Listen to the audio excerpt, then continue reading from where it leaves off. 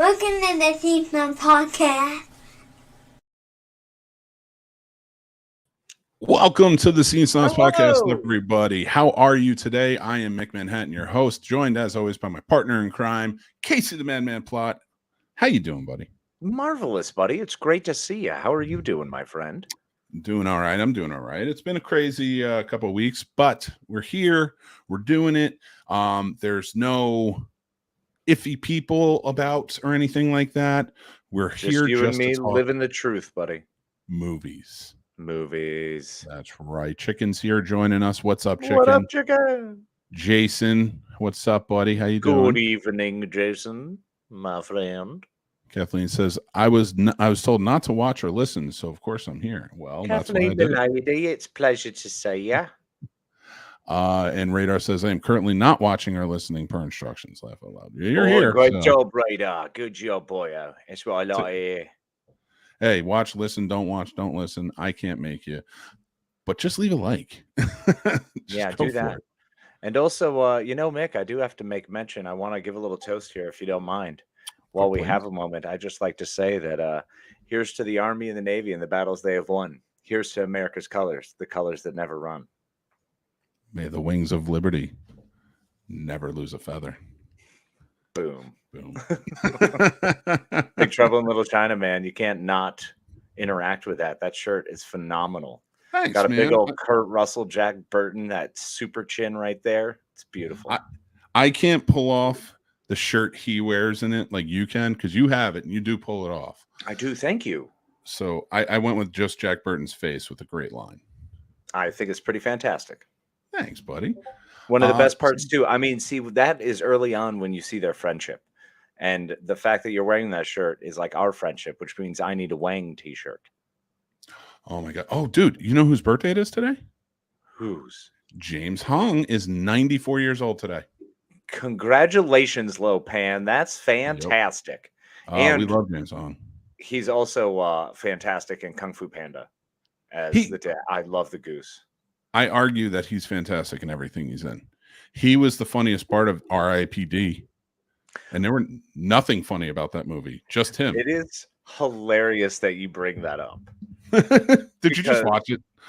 I flipped through trying to figure out which movies to get you to fix. So one of our topics this evening is going to be for Mick to fix a movie of my choosing. So there are a lot of movies out there that just fell short, maybe missed the mark, maybe had some terrible plot holes, and then there's pieces of trash.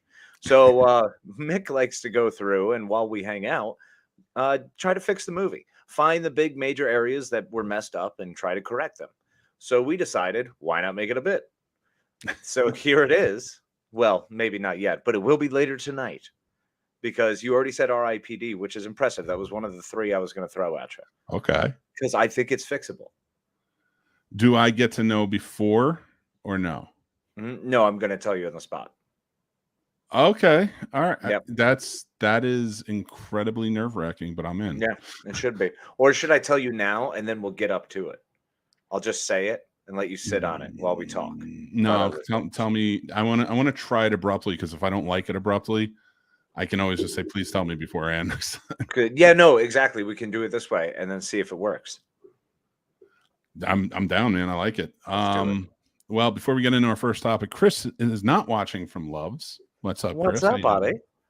He did not hear or see that. Ron, what's up, buddy? What's going on, pal? Long time no see. Snobalicious Ron is here. The snob's terrific. Ron Lippett. I want to give everybody in the Discord a snob name. Let's do it. Yes. The chicken says, hold on, let me turn off my eyes and ears real quick. Well, you're going to miss. Be careful with that, because turning them back on, like, don't do it too quick. There's a whole stall out thing that could happen. Just flaps forever.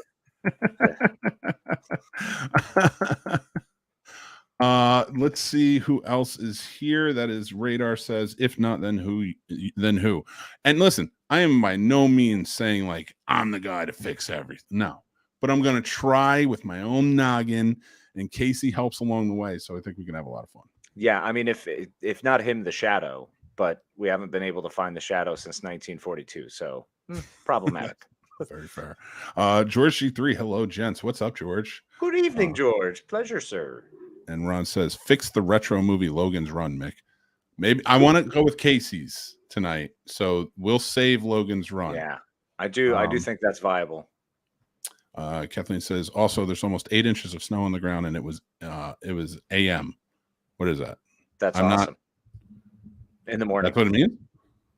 Oh, whatever. I'm an idiot. I don't know where I'm going with this. I was going to make a comment about 8 inches, but I fear there might be repercussions. I will get there one day. They say for every 35 pounds you lose, your penis grows another inch.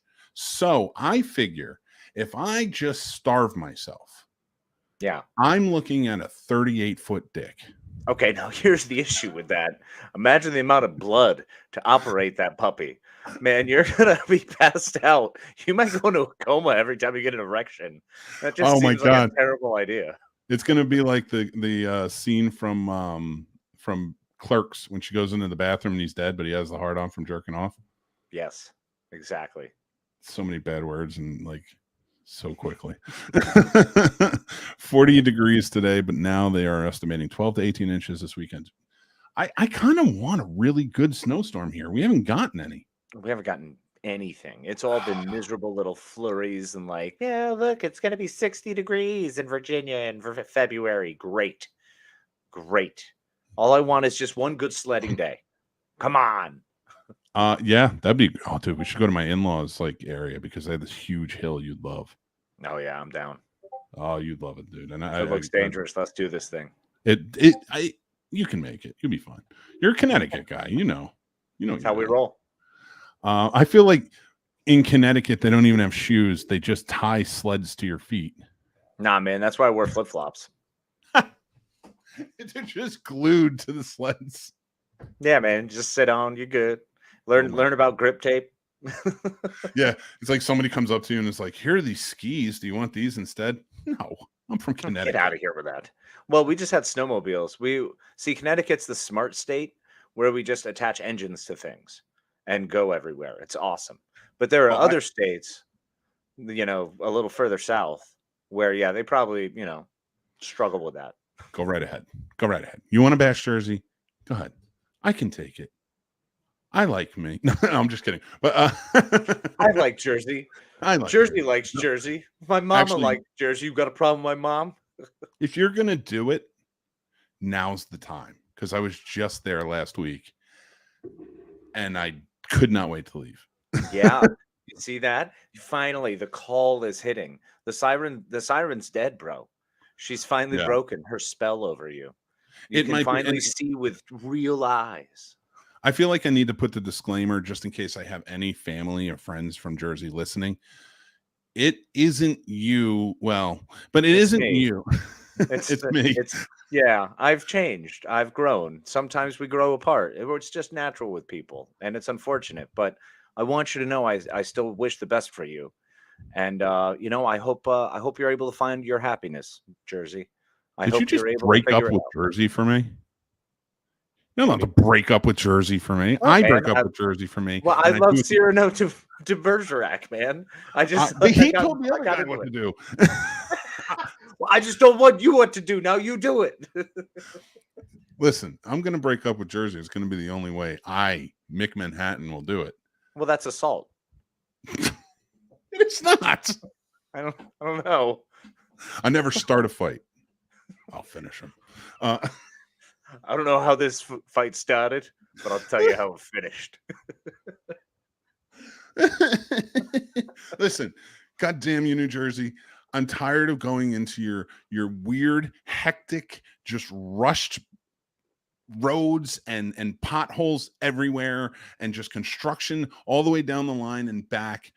You never make up your mind what's going on, what's coming, what's going. You're insane. I'm sorry, but I can't be with you anymore. It was fun while it lasted. I'm really glad to have come out of you, but the baby ain't mine. I got to hightail it back to Virginia. It's the love state. It's the state with all the love. And Jersey, you just don't have it anymore. You just straight up better deal Jersey. At least I broke that down softly. You were like, yo, I'm going back to this other state because she's way hotter. And she totally hooks me up all the time. And she rubs my muscles and tell me how sexy I am. So I'm done with you, Jersey, and your attitude. Listen, I know it's Valentine's Day in New Jersey, but you got to find somebody. You want to know what's messed up? This is great because I guarantee there are people right now in Jersey still celebrating Valentine's Day. Yeah, I have no doubt. Meth heads. But I was out for a week. What happened? You want to hear a terrible story about me? Yes. I waited till you took a drink to do it. Yes. Of course. The breakup on Valentine's Day thing is, I brought that up because I actually did that once. Nice. I was dating a girl. I had realized I didn't want to be with her. Okay. Circa Valentine's Day, what, 2003? I don't remember. Okay. So wait, so how long before Valentine's Day did you realize these feelings? I think it was like a flip-flop thing for a while, and then like the weekends before that Valentine's Day, I was like, yeah, I'm not into this anymore. I went on a ski trip, and then it came back, and I was just like, I hadn't talked to her the entire time. Wait, on ski trips the entire time you had no conversation with her? No conversation. And this was your girlfriend? It was my girlfriend. And listen, I want to say something. I do want to say something, and it is not in my defense, because breaking up with her was terrible on Valentine's Day. I should have never done it. And I was at a point in my life where I was young. I was stupid. I didn't do anything crazy or mean-spirited or anything like that. It's not malicious at all to give her a best friend's heart and then break it in front of her and be like, you're useless and dead to me. And just snap it and walk away. You used too many words there. It was more like snap the heart and then walk out. Just point at her, point at me, and then walk out. And then you do the little card shuffle thing where you just kind of turn your hands over. You just walk by, there's a boombox, you press play, and it's hit the road jack. I walked into her kitchen, opened the fridge, took some food out, left. No, listen, and I'm trying to make myself sound worse, because it was a truly terrible thing. I shouldn't have done it. It just was at that point, and it got to a point where I was like, I don't want to really celebrate Valentine's Day right now with you. And I just ripped the Band-Aid off and I broke up with her. And I will say this, she was a great girl.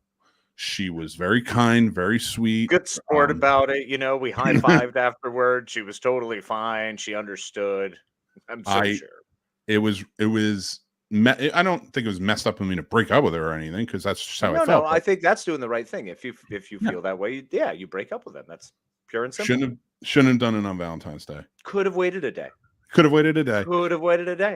But I didn't want to see her on Valentine's Day. Goodbye humping. Yeah, you had someone else waiting. Virginia. We're going to call it. Eventually, Virginia came into the picture. I did fall in love when I came here with Casey. Yes, you did, buddy. You charmer, you got me. I wasn't even ready. Gee golly willikers, I'm flush. Thank you. I did it all for you, Casey. You did it. Then met my wife. Yeah, no, then the better thing happened.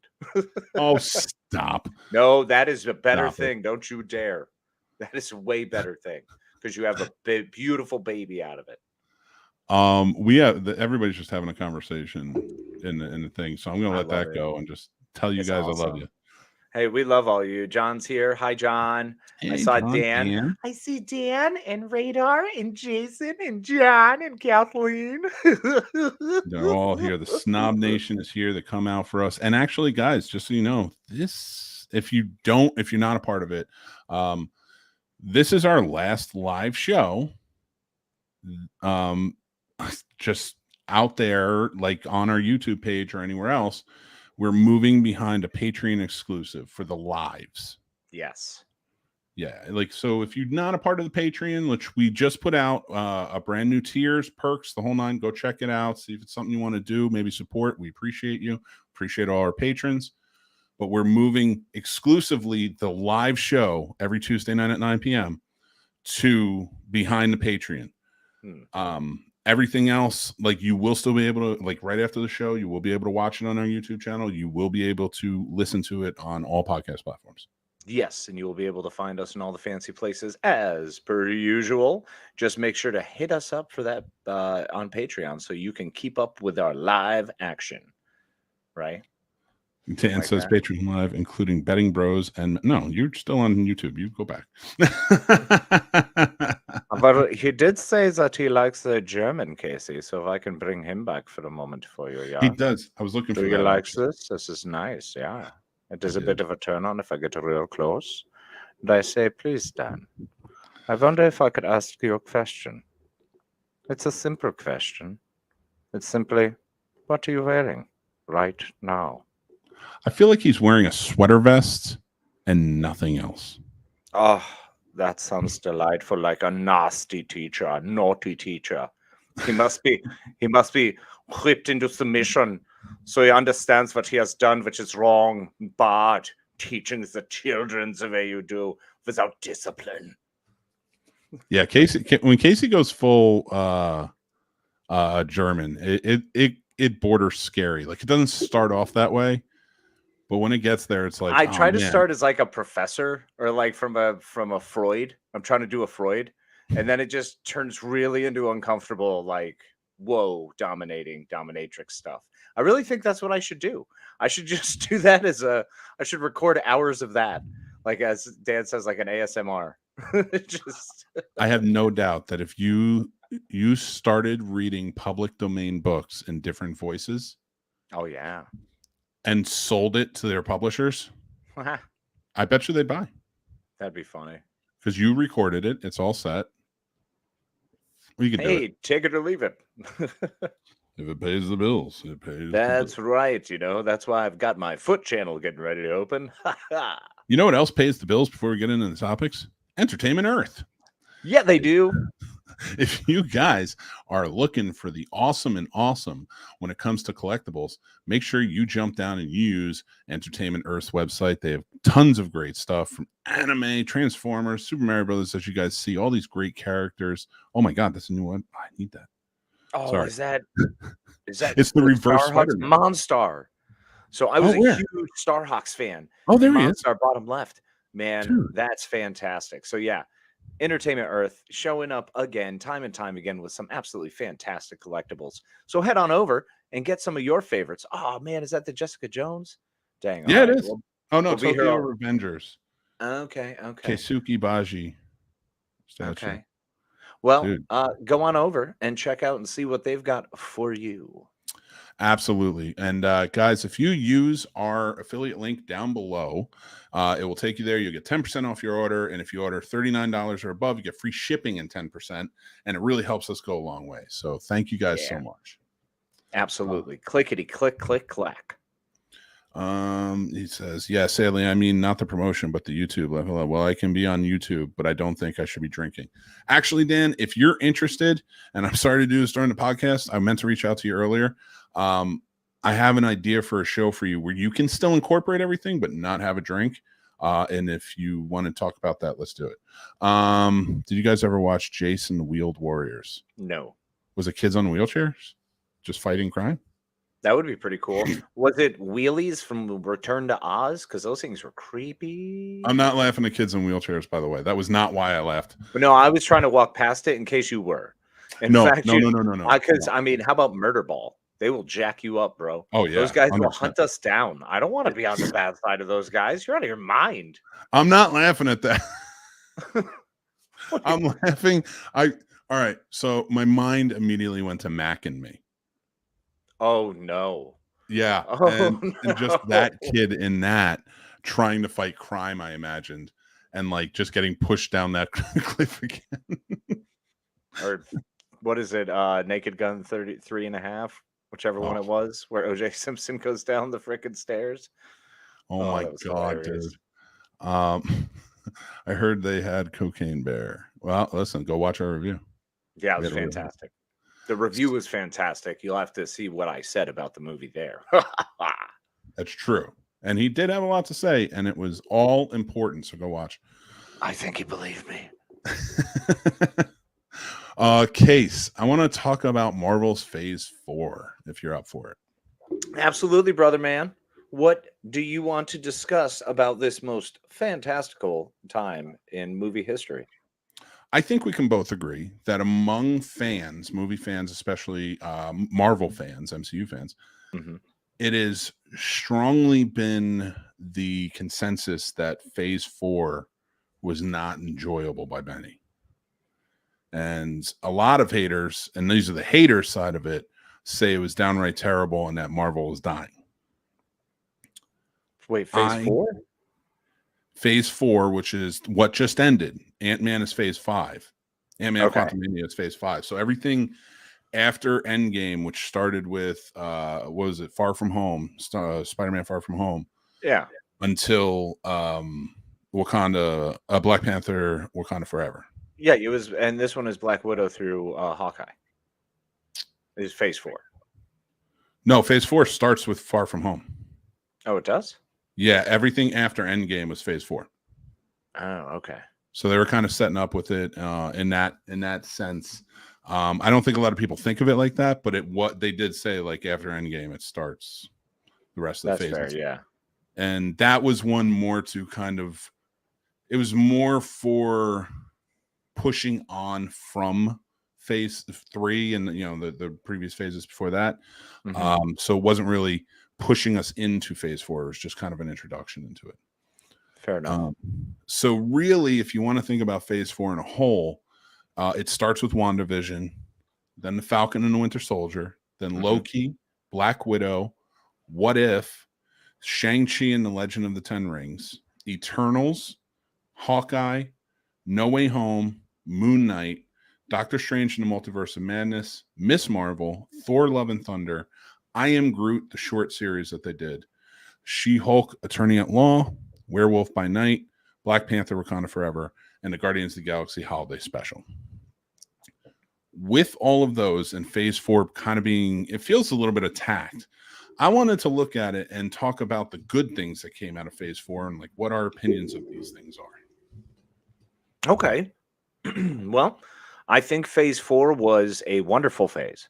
I think after moving on, what we had to move on from, it did a fantastic job in so many ways with the giving us closure on the original characters, helping us move past them, helping us understand their pain, using that pain to further a whole lot of different stories, to open up the multiverse. I think Phase 4 went full comic book.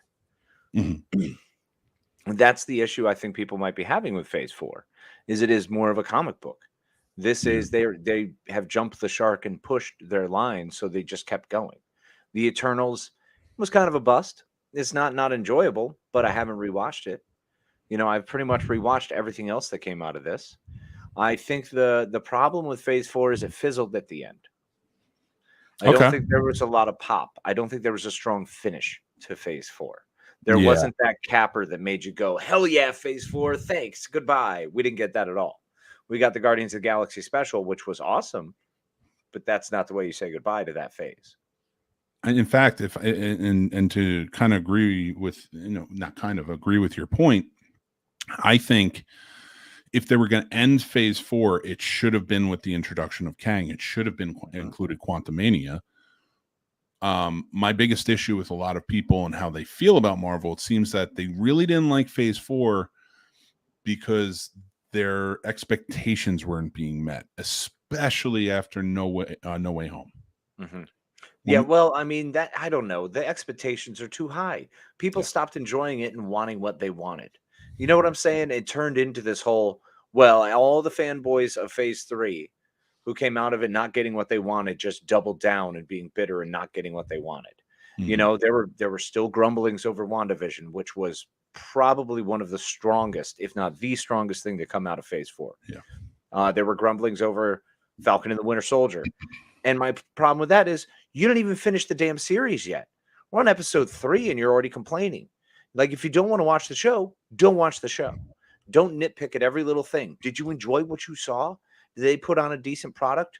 No? Okay. Do you think maybe they'll answer some of those questions that you have that you seem to be bitter about?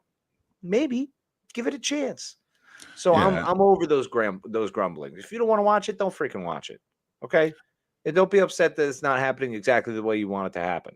That's the same Yeah, issue I had with the Star Wars. that always comes about. That's always, and I don't even pay them mind anymore, because honestly, like they're ruining everything for themselves and trying to bring everybody else down with them. Like The Last of Us. People are homophobic and they're all bitter about it. And it's I don't want to do the soapbox thing for this stuff, because Okay. I don't want to All give them. I don't want to give that to them. That's fair. No, let's Okay. keep being funny. Yeah, and it's because like when I was thinking about Phase 4 and I was thinking about this topic, I thought about a lot of really good things that came out of Phase 4 and what it was, and the fact that it started as a mourning of everything that we had seen and had been changed from the first 3 phases, and it grew into this thing that's like, oh wow, it's not just our world of heroes anymore. We're in the multiverse. Yeah, absolutely. And the multiverse didn't get here quick enough for a lot of people. I don't care. I kind of dug it. Mm-hmm. But I thought about it on a character basis. Okay. And two, and I'll bring up these two and what I thought about with them, and then we can kind of get into the others, because I really want to see what your opinion on this is. So I took Loki from his first season, and I took Thor from Love and Thunder. Okay. And Loki was, people seem to really like it. And they enjoyed it with where it was going and stuff like that. So, and they're really into season 2, but a lot of people argued it's not Loki. It's a different Loki. It's this, that, and the other thing. Now, when I think back to who Loki was throughout all 3 of the first phases, this is a guy who became a bad guy because he was in Thor's shadow. He wanted power. Exactly. But it was really about overshadowing Thor, because if you look at it, he wants to impress his dad above all else. Yep.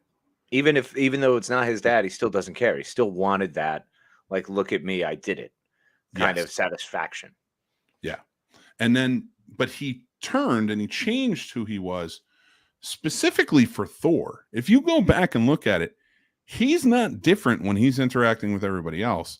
But for Thor, what Thor thinks of him and how Thor regards him as a loving brother, he was willing to change for him. He pull his pranks, of course. We know who Loki is, but well, I mean, it also took a while, because I mean, even when Loki was still stabbing him and murdering him, he still loved him. Like, that's the cool thing about his stories. He always loved his brother. You just still stab him and go, "Oh God, I did the wrong thing," but it would never kill him. That was the kind of the line. That's a great point. My biggest thing with that was the new Loki that we get is he comes from the beginning when he's in his ways. He sees this life and who he became. He became more of a heroic figure in all of this, and he sees how he did it. But the thing I like about Loki and what they did with him in the first season is they put him up to a mirror, many mirrors actually, and they allowed him to change for himself. Yep. Which is not what we got in the first 3 phases. No.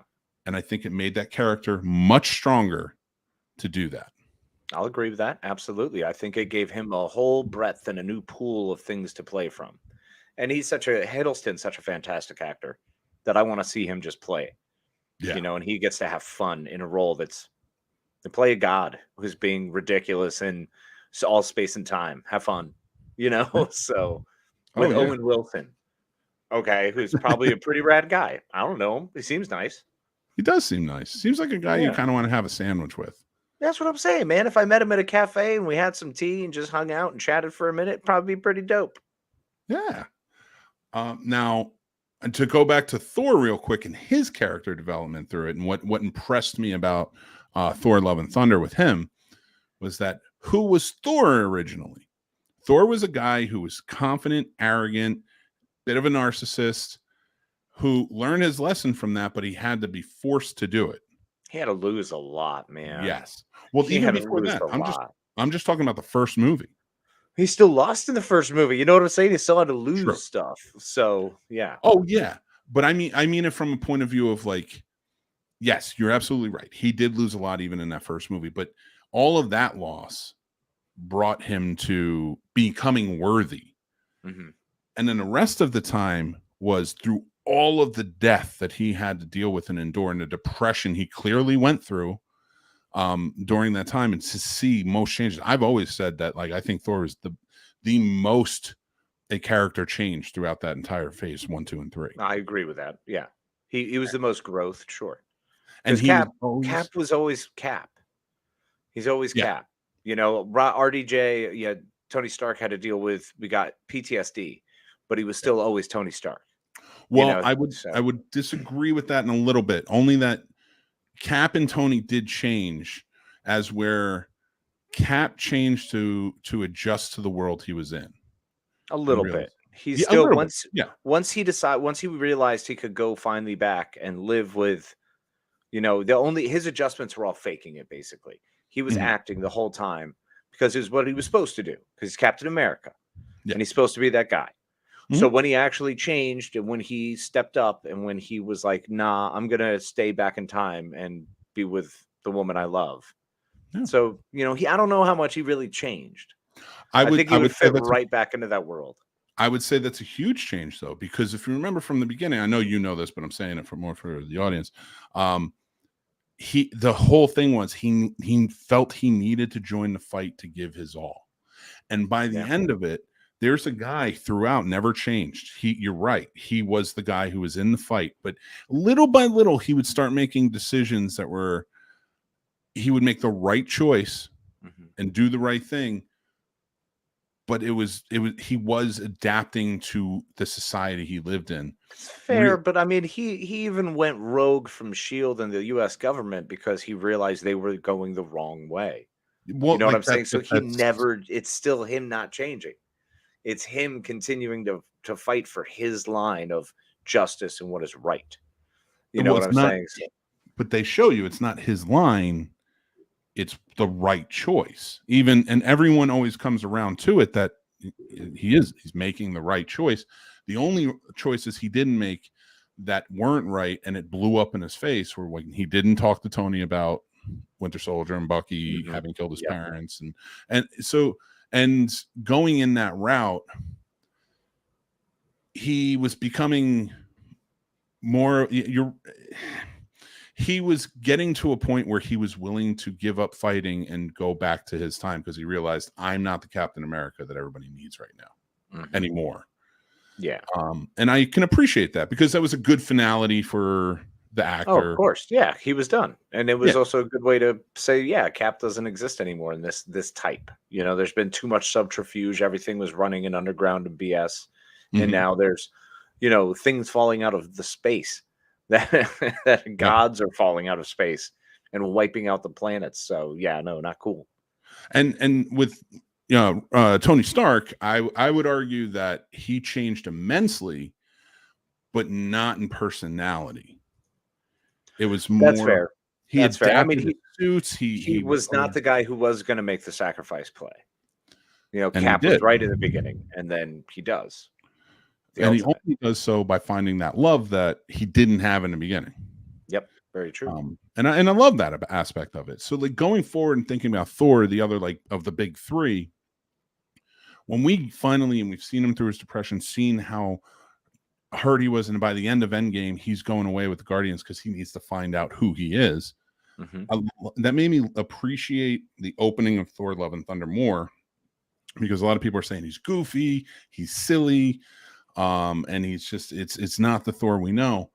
You're absolutely right. Yeah, he's not going to be the same Thor. He is Peter Quill. Yeah. He is adjusting his personality to Quill. Why? Because ultimately we find that Quill is still the one everybody looks to. And it's not Thor. So Thor held him in high regard. Yeah. You know, took his words true and, like, went through it. So he had to go through that heartbreak of losing yet another person who was willing to give up her life to be Thor. And I would say he changed insanely. Like, by the end of that movie, he is not the same as he is in the beginning. No, he's King Thor at that point. He is, you know, the man that Odin knew he would become. No, I think so. Yeah. So that's my arguments, like, and that happens a lot in this. And I would love to hear more from you about other character changes and other positive things that, you know, from MCU Phase 4. So yeah, Phase 4 was a lot of fun for me. I mean, we got the Hawkeye was one of my highlights, man. I keep going back to this, but I've always loved Hawkeye. He's one of my favorite comic book characters. He's someone I've always really enjoyed the stories of because he's a dude with a bow and arrow around super people. It's awesome. I mean, everyone always mocks him like, "Oh, what's that guy doing?" It's like, yeah, the hell is he doing? He's outrageous. He's the crazy one. Mhm. So he's always been one of my favorites. And he was played fantastically by Jeremy Renner. I mean, I fell in love with him in Thor. I immediately was like, okay, cool, that's my Hawkeye. I'm down. Nice. And Yeah. this with Kate Bishop was so good, man. Was Haley Steinfeld? Seinfeld or Steinfeld? I'm not sure. I can't Steinfeld? remember at the moment. Steinfeld. I think it's I just enjoyed it, man. It was also really loved. I mean, loved Yelena Belova. Like Florence Pugh crushes that role and just makes me want to see her. I just want her to chew time, man. Just take all that screen time. She deserves it. She's earned it. She's fantastic. I love the way they interacted. Phase 4 guys held a Sam Raimi Doctor Strange movie. Mhm. So probably one of the best parts and highlights of all of Marvel for me. This is my number one, period dot. We get Strange becoming full Strange. Like now he's the Agamotto. He is the Strange of the comic books that's so overpowered that can basically see all of space and time. I love this Strange because he's a jerk. Yeah. Because he's more of a jerk now. When he gets all of his power, he becomes a bigger jerk because he'll just pop in randomly on superheroes and be like, probably shouldn't do that. Yeah. But do whatever. Doesn't really matter to me. I see 40 different ways. Whatever. And it was just bail. He's such a jerk. Like Good I luck, loved yeah. it so much. Yeah, good luck, kid. I will, and they did such a great job. I really did enjoy that movie. I love the horror element to it. They did, yeah. The horror side of it was fantastic.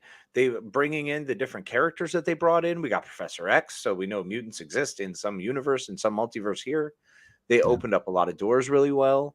It was fantastically done. To talk about Hawkeye one more time too, Kingpin. We got Kingpin back. So knowing that the tie-in there for Charlie Cox's Daredevil was great.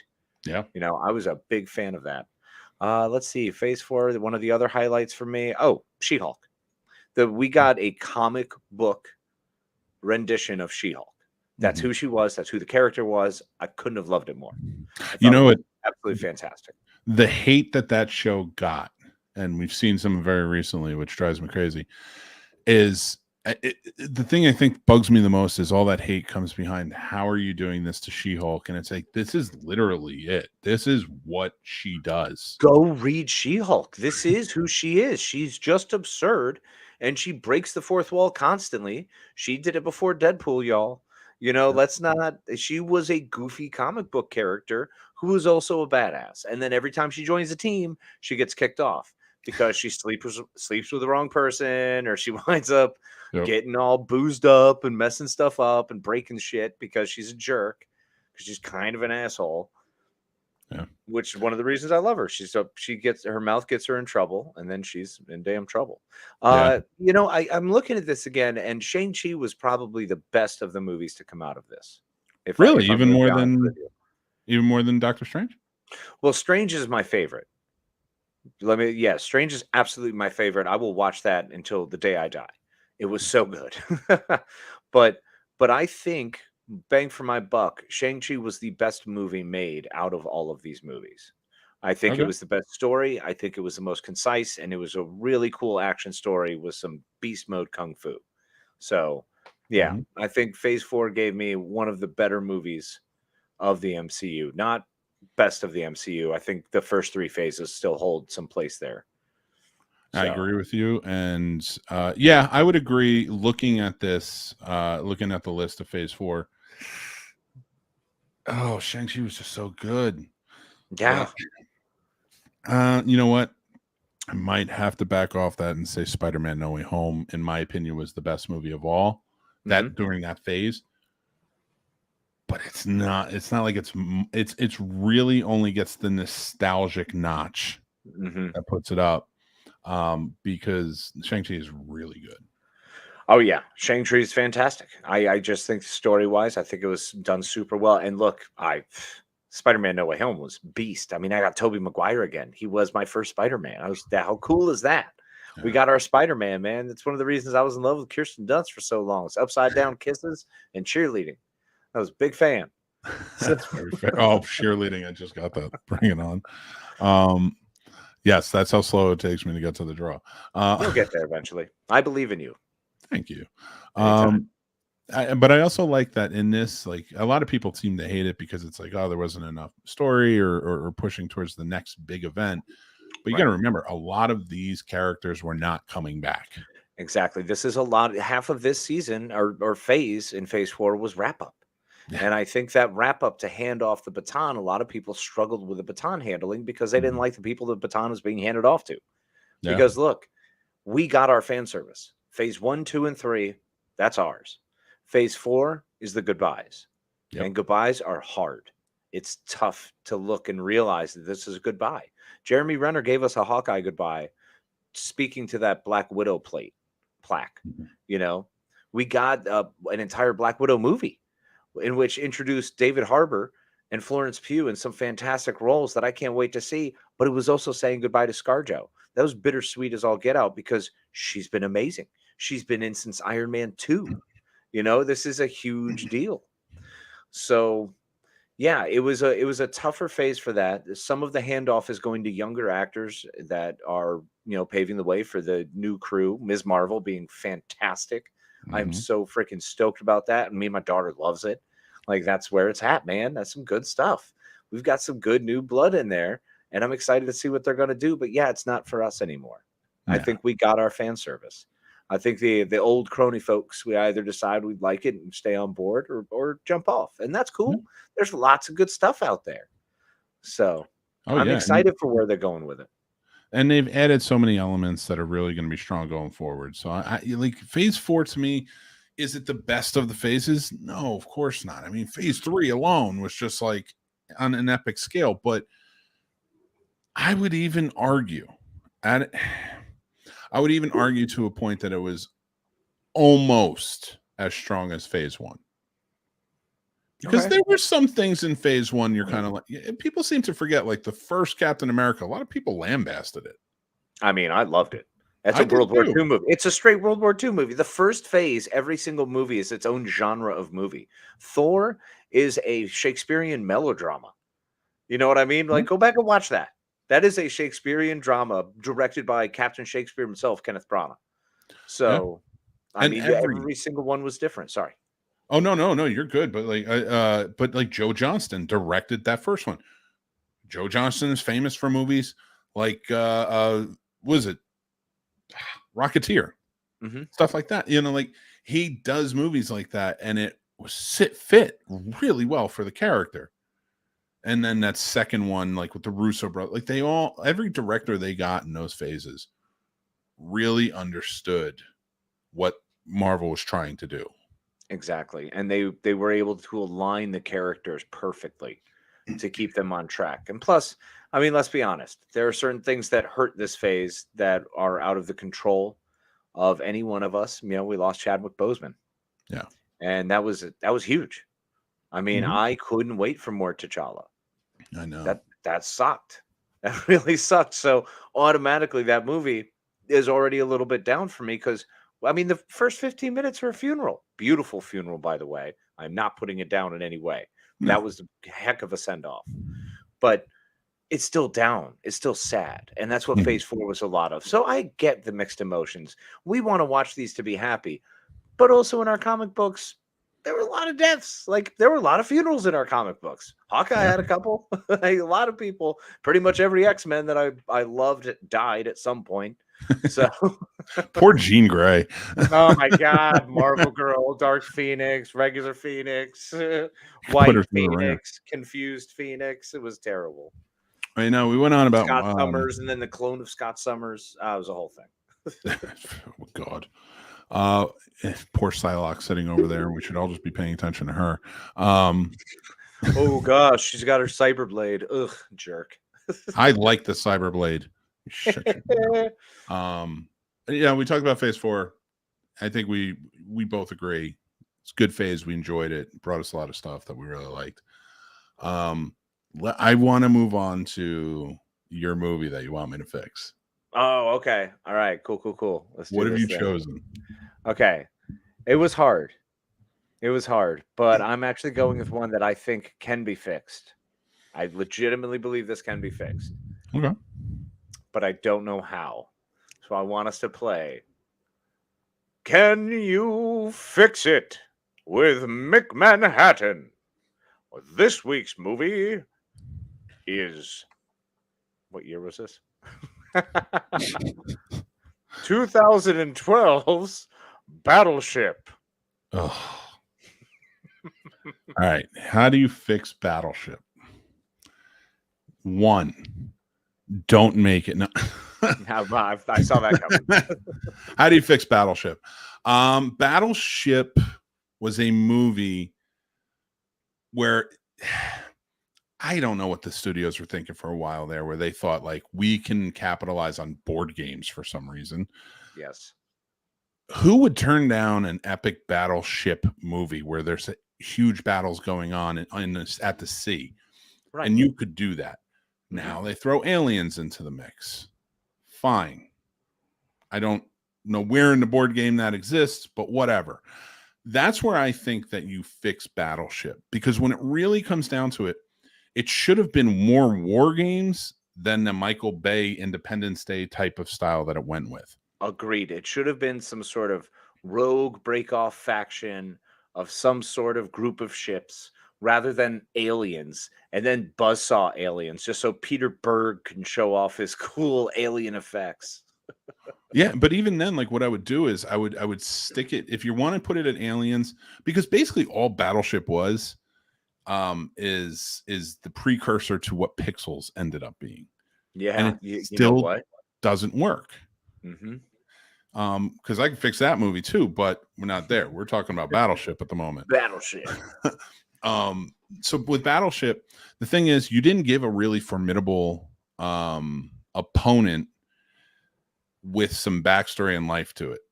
You should have either made it another country or added an element of why are they attacking. It can't just be we're attacking and we have a battleship and we can take them out. That's not how it is. And then there were other aliens that happened to have landed here hundreds of years ago that now they're rising up. Cool. Which is basically War of the Worlds. You know, like, Yeah. so it was somebody sat in that room and said, and Hasbro or Mattel, whoever makes the game, came in and said, we want a game based on Battleship. Everyone loves it, and we want to see it. And then the executives were like, deal, thanks for the money. And then they went out and they just were like, let's take things from all these different movies and make something terrible. Whereas if you had just followed a formula and asked the questions, why are we incorporating the Navy? Why is the battleship the most important thing? Where are we at? Like, you could have turned this into almost a post-apocalyptic, and I'm not talking about Last of Us type post-apocalyptic, but like something happens where borders are being ripped apart, things like that, really tell this tale. And the navies are what are keeping everything going and safe. Nice. Or do you even have one specifically hit an EMP blast? So more the advanced ships are out, and you can still even have the old battleship come in back into play and be useful. Like, sure, you could have that. I'm into that. I get it. They should have been more looking at like shows like The Last Ship. Yes. Stuff like that. Yeah. And why? Because now you have a movie called Battleship. The game, the most pivotal thing is the battleship. But you didn't make it that way in the movie. What you're saying, you made it more of a MacGuffin, like we need this thing because it's the only thing that's going to beat this. And that's not the case. And then you add a whole bunch of beautiful people in there and no real acting. And why do I say war games? Because if you go and you look at war games, it's Matthew Broderick down to it. He is playing somebody else, a faceless thing. If you had just done that and focused on the ships, we got 5 ships left, all these different types of ships. We got a sub, things like that.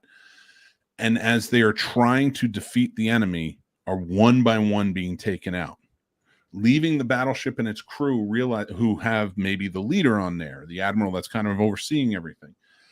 and it's the one that they want to keep the safest the most, but it's also coming down to their last ship, and they need to win this, or it's game over. Yeah. See what I did there? Good one. Good put. So I just That's think that curious. Yeah, I think if you took that and put an element into it where it's more espionage thriller, maybe not espionage, but you know what I mean, like that it's almost in tone like Hunt for Red October. Yeah, I see where you're going. Yep. You know, and played that can battleships hunting each other instead of aliens. Yeah, and you know what? Another movie that would be really good to kind of base it on is Fury. Fury with ships. You know? Actually, you know what? I would watch the heck out of that if you did Fury with ships, because it's that's back in the day when there was Midway and all those other naval battle movies that came out after World War II. That would be fantastic to see something like that. Now, I do have another question for you. In this scenario, do you change the cast? Yes, Taylor Kitsch is cardboard. He's box office cess. In the pool of cess. He is box office toxicity. He doesn't work. I liked him. In Friday Night Lights. I think he's a good actor, but he just isn't getting it done. So, like, as an executive, I'm not casting him. Plus, you need somebody a little more charismatic. And if you're going to make it a naval he wasn't even an officer. He was just a sailor. I think in that. I think so. Yeah, I believe so. Yeah, I forget what he was. No, he was Lieutenant Alex Hopper. Okay, so he was lieutenant. Lieutenant. Yeah, it makes no sense.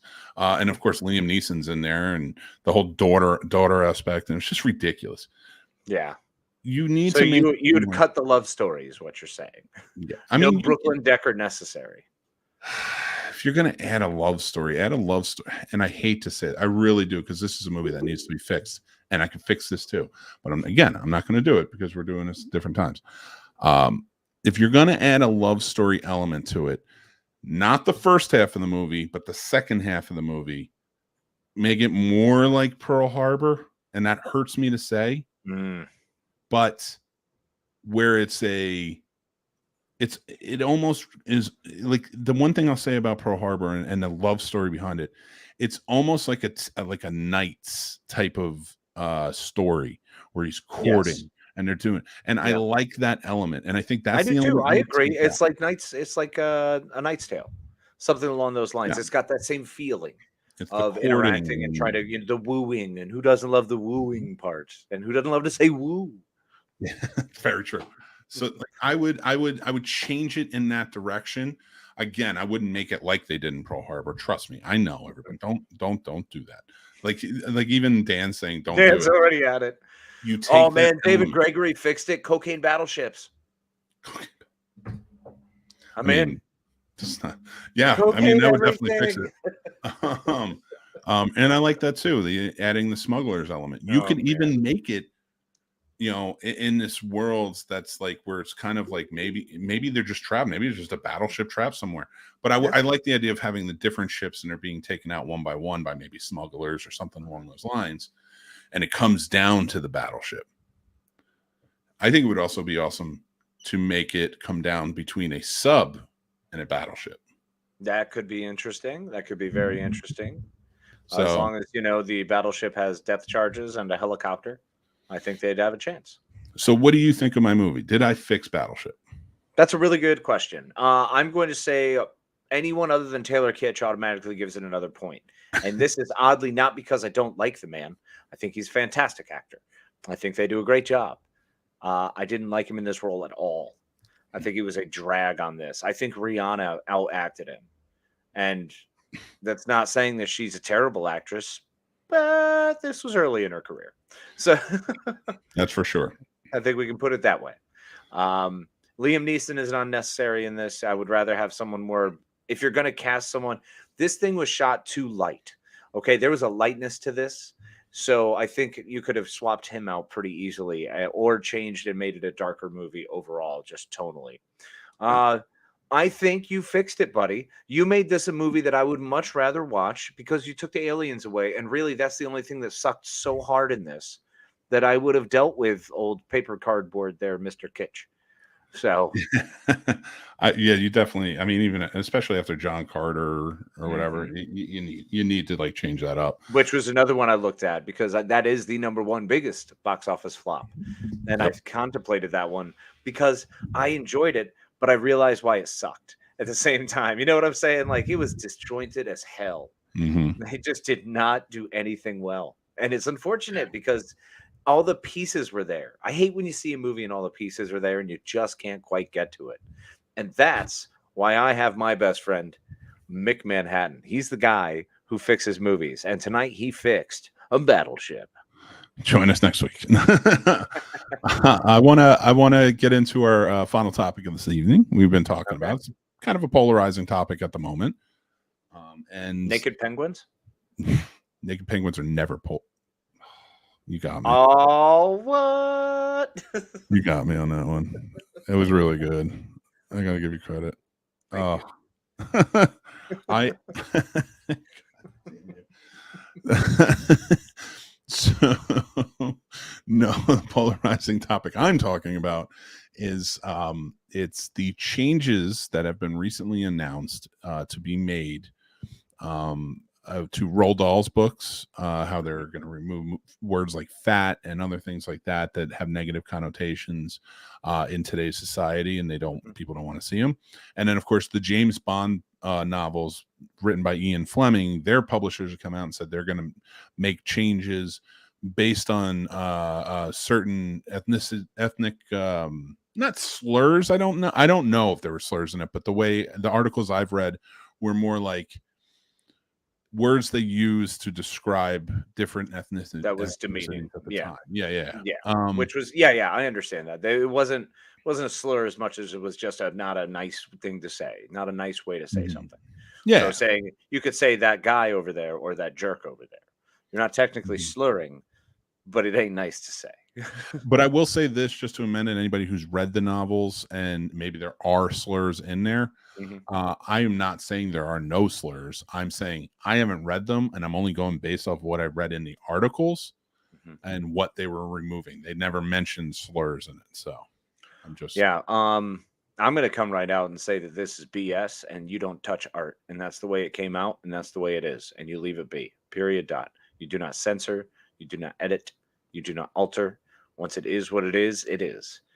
You can put out another version that does not have it, and I'm okay with that. But you better still be printing and having circulation the other one. Like, that's not okay. Yep. And Dan puts it really well here too. If you have to stand on a ladder to see what your neighbor is doing next door in order to complain about it, you are the issue, not the neighbor. Bingo. Completely agree. Here's where I change a little bit. Now they're removing verbiage from the books. I don't believe in that. Keep the books the same, because you're right. The art should be immortalized, and it should be a test of what the time was when it came out. It's like, it kind of reminds me of someone coming out and saying, hey, let's change Ulysses so it's easier to read. Well, it's actually funny you mentioned that, because I'm a little bit different on it when it comes to abridged adaptations, things of that nature. Because now, like, and I know you have these too, but like we have the whole set downstairs of the all the classics, every classic read you could think of, but they were edited and abridged for more of a younger audience, for like our kids, like 10 years old and so. Right. And I'm talking about the Three Musketeers, I had Robert those. Louis Stevens. Yeah, I had those when I was a kid. I had Moby Dick. I know exactly what you're talking about. They were great. I mean, that old Alexandre Dumas was pretty fantastic. I tell you what. And that I agree with. And the reason I agree with it is because at that age, kids need something a little easier to read to get into it. And I mean, I'm not picking up Le Morte d'Arthur at 7 and thinking I'm King Arthur, because that's not quite how that works. I want to read a comic book that's the story of it. You know what I mean? Or Robin Hood. I'm not reading The Adventures of Robin Hood. There's so many different ones that I'm not going to pick up until much later. So there should be a bridged or easier kids version, sure. As long as you definitely mark that as that's what it is. This has been edited. This has been, put clearly that that's what it is. Do not attempt to show it as the artist's work. That's where I struggle with, because that's what it sounded like they're doing in the Roald Dahl stuff, and I'm not okay with that.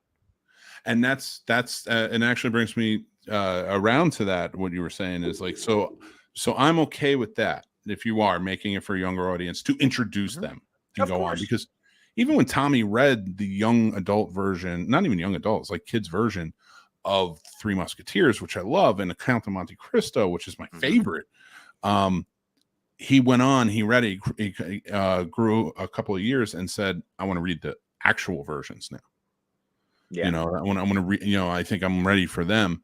And that's the perfect thing. That's what it should all be about. Not offending somebody, because fact of the matter is, we can get into that, but let's be honest. I'm certain there are parts about, Robinson Crusoe you don't want the kids reading when they're, trying to get into that story, because doesn't he talk about like stuff on his janks?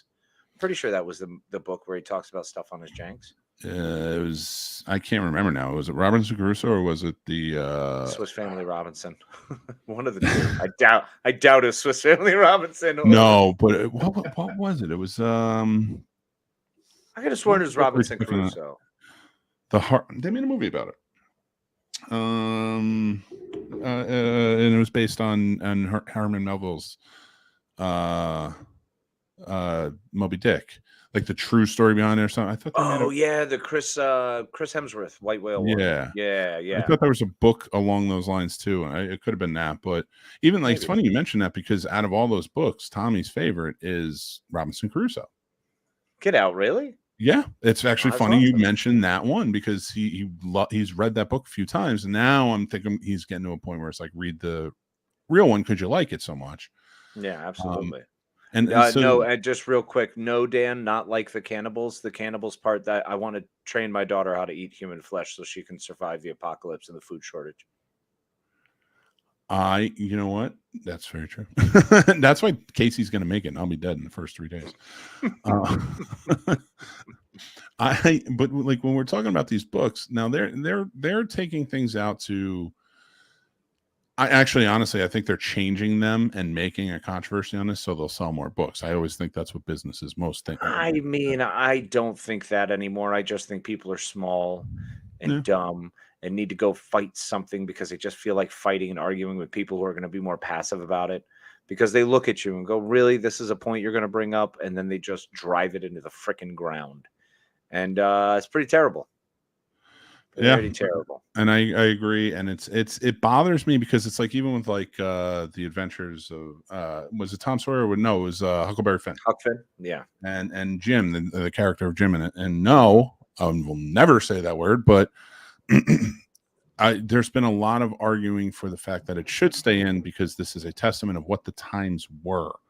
And this is a character who goes down very famously, as one of the major characters just in general when it comes to reading, and a pivotal character in the story. So when you change and you remove things, you're removing the hardship, like having that character named that. And I've seen this talked about. It shows, without really getting into it, the hardships he faces every single day. Every day. When he wakes up, that's his life. And that's part of what the story is being told of. The Adventures of Huck Finn are actually to be the tale of, everyone around Huck, to see what life is like. It's almost like a view into that time period and what people were like, because you get a full gamut of running into a bunch of different folk. So that's one of the things that I love about that story. The Adventures of Huck Finn are supposed to be life through his eyes, but it's life at that time. And I think anything that has historical reference in that and refrain requires and must remain as is. And people who dare to attempt to challenge and censor and edit that, it's just horrifying at this point, because they're just trying to wipe away things that they're not comfortable with. But that's not okay, because just because you're not comfortable with reality doesn't mean it's not real. Just because you're pissed that train is coming right at you doesn't mean the train's going to stop coming at you. Yeah. You know, and I'm so frustrated by entitled humans who believe they have a right to go out and just make things harder for other people. It's crappy. You know, I agree with you to a point, and it's funny that you mentioned that because to tell a story that just happened yesterday. We have this place in the town I live in that, you know, the boys and I would go get our haircut as old fashioned. It's like a hipster type place, but it's an old fashioned type barber shop. And I dug it. It was always like they did the straight raise, they would everything. They did the whole thing. Well, my wife goes to bring our oldest to get his haircut for picture day, which was today. So this was yesterday. And she's there at like 8:30 in the morning. And, you know, not many people there. He's getting his haircut. She's sitting there. And the owner is talking to his customer at the time. And they're talking very loudly. And they're talking about things that you may not want your 10-year-old to hear. You know, and a lot of it had to do with like prostitution and stuff like that. Like the guy went away on a vacation. And he was talking about his experiences with and they're both homosexual men, and that doesn't come into play here. I'm just saying that because it comes into play on their end, like setting the scene. Yeah, I got you. Yeah. Whereas Mary had no problem with any of it, except the prostitution, because it was very wildly being thrown out there. Mm-hmm. You know, like so this prostitute, you know, and talking a lot about acts with sex toys and things like that. Right. So Mary went up to him, just said, "Hey guys, listen, my 10-year-old is here. I would just like, I don't care what you're talking about. It's just like when you talk about prostitution, that's not something I really want to explain to my 10-year-old at this time." Yeah. And I think that is a perfectly reasonable way to say that. Yeah, because you're asking like, hey, for my sake, could I please not have to explain this terribly uncomfortable thing to my child who I'm trying to protect their innocence as well as their ability to grow comfortably. So yeah, no, I've always been on that level. That's a great way to approach that. Probably the best way to approach that, honestly. They got real shitty with her. Of course they did. They're shitty people. You can already tell. They ignored her. They gave her dirty looks the whole time for the rest of the thing. And it was almost like she was really worried because she's like, I don't want them to think that like I'm homophobic or anything like that with what they're talking about. It was literally just the prostitution and the things that he was saying he was doing with prostitutes. And that to me, you know, we talked about it. She told me, she was just like, yeah, I really don't know if I can go back there after the way the owner treated her. Yeah. So I was like, yeah, we're done. We're not going back there. That's easy peasy. Yeah. If you want to have that and you want to treat customers that are coming in there, and we went in there pretty regularly. That's where we got our haircuts. Mm-hmm. And that guy could be in there every day. I don't care. But like, if you're going to do that, you could have at least said, okay, yeah, maybe we're going to kind of talk about it, but maybe we'll be a little bit quieter. Sorry, whatever. If you cannot understand why a 10-year-old shouldn't be listening to that, you're the asshole. We're in a very desensitized nation that really doesn't give a fuck about your feelings. That's, I mean, that's really what it is. If you ask people, sometimes they're just purely defiant because they want to do the opposite, because people love opposite land, because it makes them feel special, because they want to argue and they want to feel something, because maybe they have an empty hole in their life where there's a void and they can't fill it with anything. So instead, they're going to needlessly cram down hate and being vile and brutal and aggressive and nasty and just mean-spirited towards other people because they can never find true happiness and joy in their own life. And it's a sad, unfortunate set of events. And that's why I've taught River, when people are jerks, laugh in their face and walk away. Yeah. That's there's nothing you're going to be able to do except increase stress in your life. And guess what? It's a message to you, my friend, and to all of you, my friend, Snobs Nation. The extra stress ain't worth it. Walk away, laugh, ignore it. It's not worth it. Civility is dying. So don't put yourself in a situation where something might become uncivil unnecessarily. I know. Don't let your headspace get filled with garbage. You're too good for that. I love you. Be cool. Couldn't have said it better myself, so I'm just going to leave that one. So I gave you the soapbox back. And you did. Thank you. Right with it.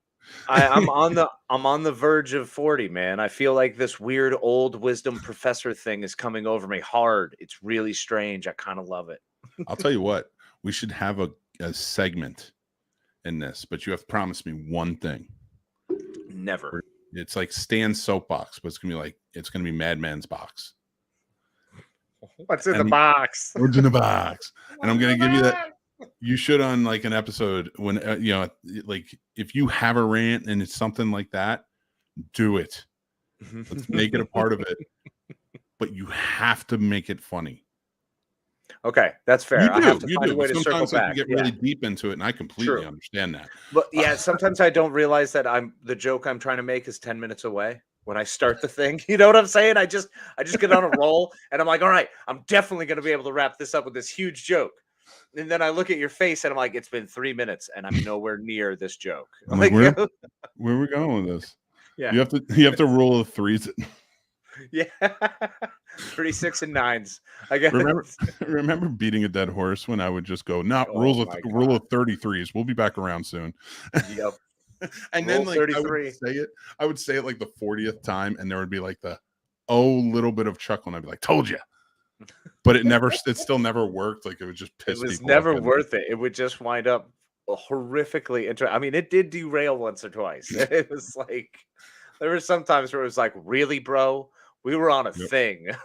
Yep. Oh yeah. Oh my god, my segues. Oof. Your segues were dope though. I loved how absurd your segues. They were so bad.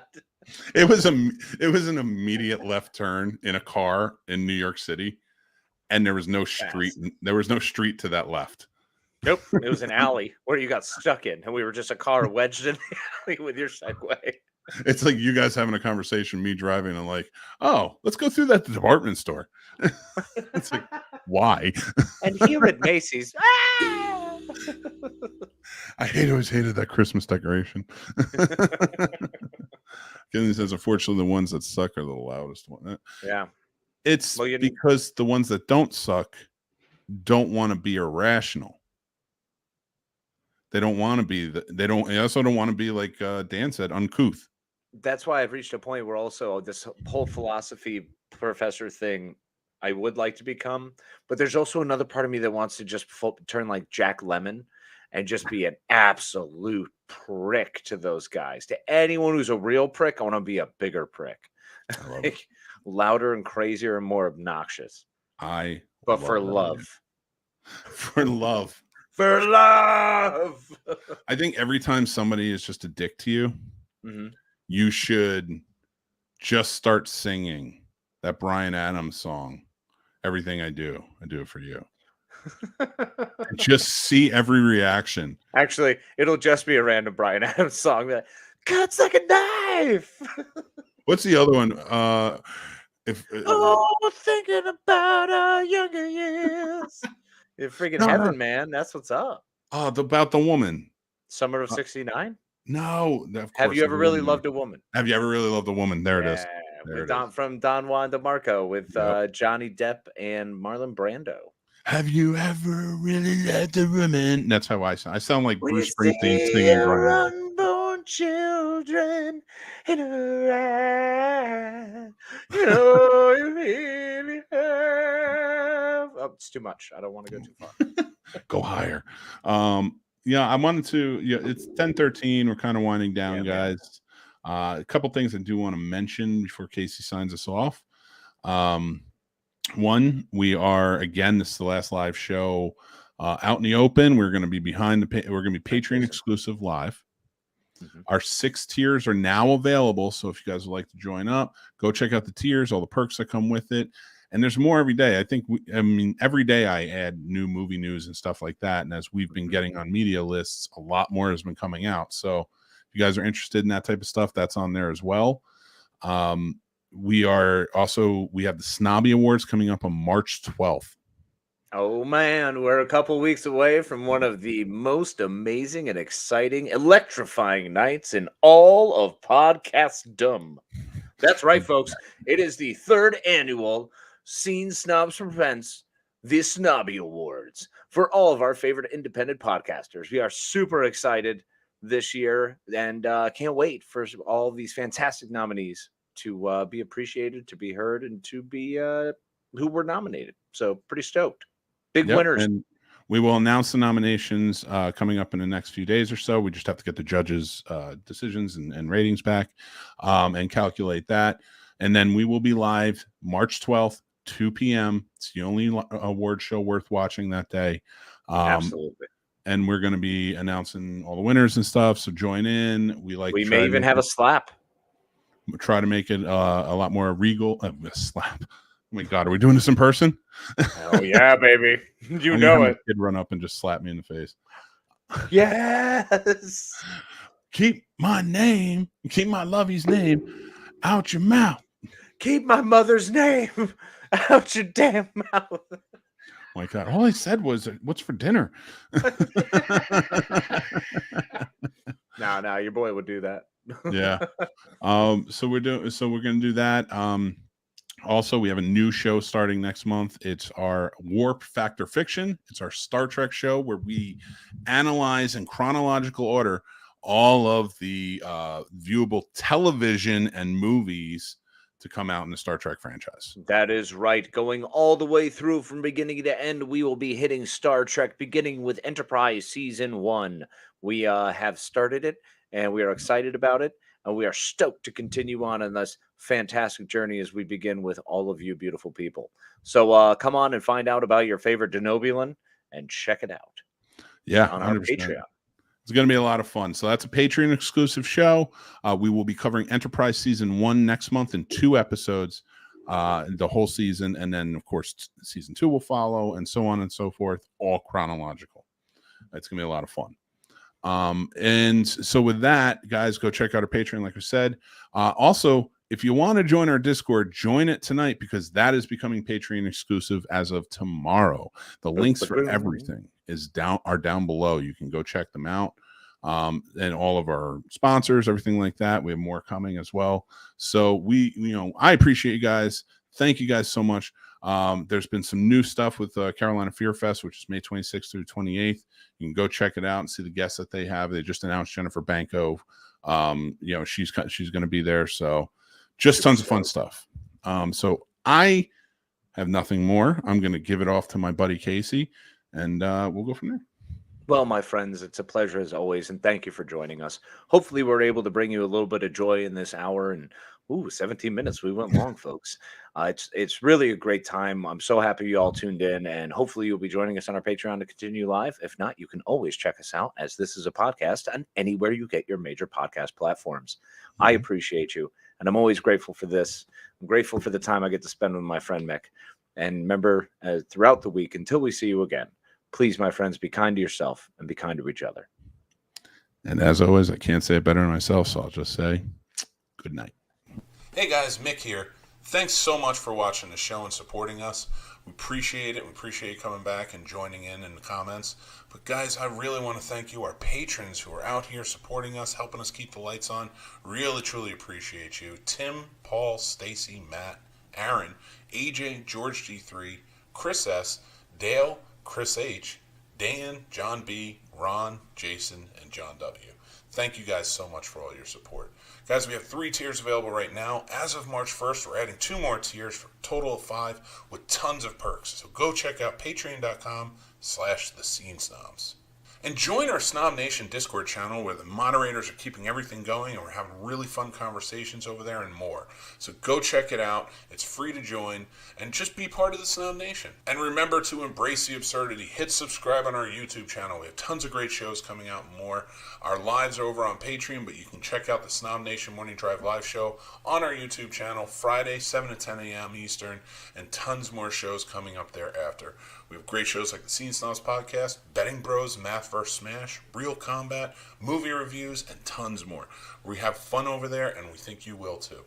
If you're looking for great merch, go over to the snobsmerch.com store. Use promo code SNOBS for 10% off of your order. We have tons of shirts, mugs, everything, stickers, all different types of designs. We love it. I think you will too. So go check it out and let us know what you think. Remember to follow us on all social media platforms. We are at the Scene Snobs everywhere. You can also follow Casey at Planos21 on Instagram, at Casey the Madman on TikTok, and at Twitter Night on Twitter. Guys, tons of fun stuff and new things coming out every day, so go check out our content there. Thank you guys again. We are the Scene Snobs. Embrace the absurdity with us, and we love you, and we'll talk to you guys soon. Take care, everybody.